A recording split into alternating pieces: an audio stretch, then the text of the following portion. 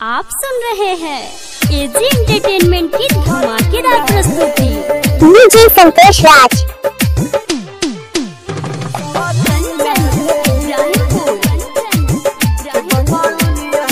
Mix by AG recording studio.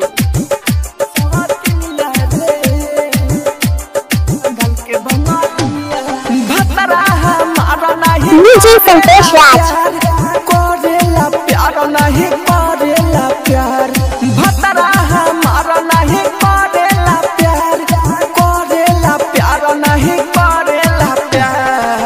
जब से लिया सवातिनिया रे हिया बगल के बंगाल। डीजे संतोष राज। जब से लिया सवातिनिया रे हिया बगल के बंगाल मिया रे।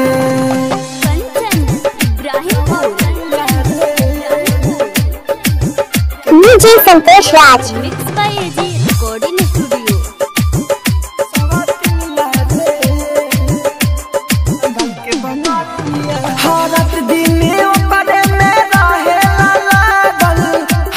डीजे संतोष राज।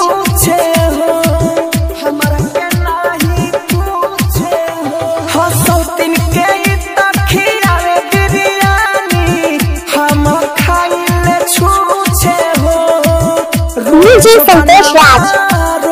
बिंदिया रोतिया के हमारा नंदिया साझे से सुते बने कोके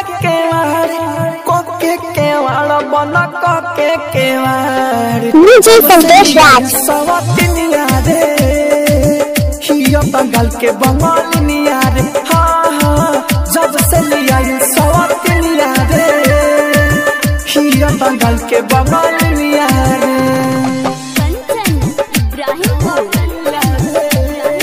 DJ Santosh Raj. Mix by AG recording studio.